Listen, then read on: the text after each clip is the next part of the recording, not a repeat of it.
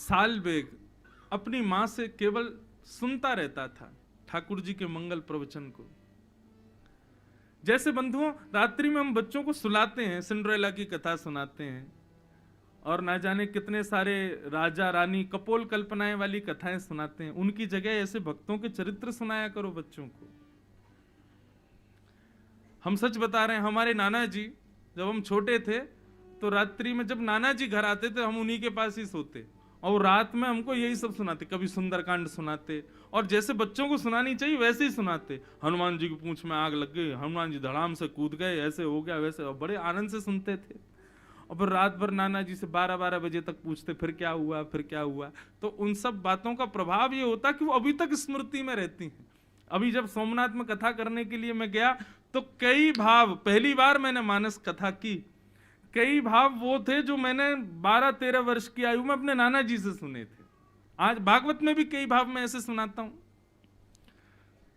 बच्चों के अंदर संस्कार ऐसे ही आएंगे। उनको कथा के रूप में ये फालतू के कथाएं आदि कहानियां मत सुनाओ। उससे अच्छा तो वैष्णव भक्तों की कथा सुनाओ, श्री जगन्नाथ जी के चरित्र सुनाओ, द्वारिकाधीश की कथा सुनाओ, बद्रीनाथ जी की कथा सुनाओ। और वो सुनाएंगे तो तब ना जब माता पिता को पता हो। और माता ही पिता कुछ नहीं जानते, क्या सुनाए बच्चे को। कथा सुनो, कथा में सुनकर के जाओ, फिर बच्चों को सुनाओ।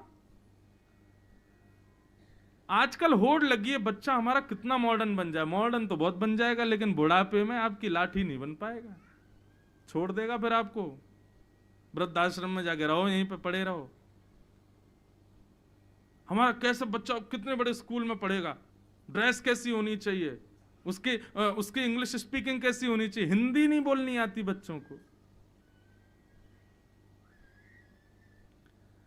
मॉडर्नेशन में हम लोग जी रहे हैं, मॉडर्न बनाने में हम लोग जी रहे हैं। अंग्रेजी, फिर तो अमेरिका ही चले जाओ, भारत में क्यों रह रहे हो, विदेश में ही रहो।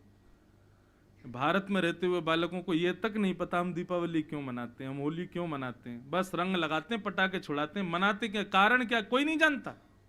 और इसमें दोष बालकों का नहीं है, माता पिता का है। बच्चों को बचपन से ही ऐसी सुंदर सुंदर कथाएं सुना।